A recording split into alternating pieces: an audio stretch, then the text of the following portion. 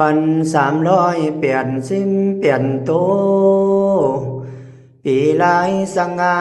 ร้องจื่อมันว่าเปลี่ยนปีมาปีนี้คือหากเปลี่ยนปี29ทุ่งใจ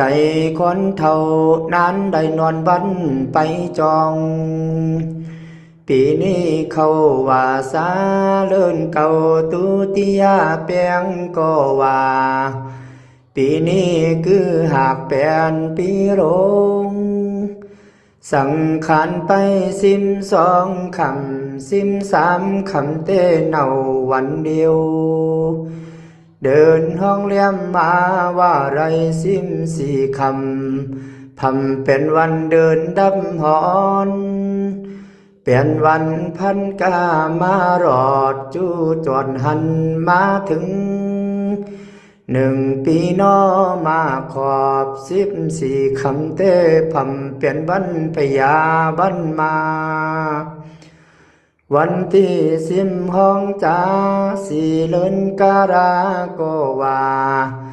2026หากเพียวถึงอายุเนอกาเก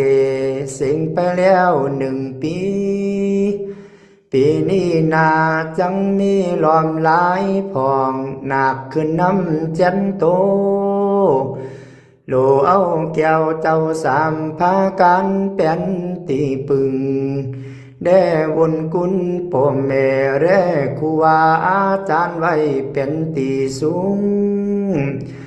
ก่อนเกิดมาปีนี้เขาของสัมปติเว้าปอเหมือนใจพองกันถึงวันพยาบันมาหือไรจนกันเข้าวันหยาดน้ำเดอุทิศาภาคไปหายังหมู่ใจยากากุลเดมุราคากุลเดเจ้ากัมมานายเวนหือไรจนกันก่อกองสายกำไม่จาตาไม่กำเตียนสืบอายุไปแทง1 ปีก็จังไรอยู่เย็นเป็นสุขอยู่รีกินหวานไปนาตามโตเต้ายาว่าจีวังเว้ายาจาเร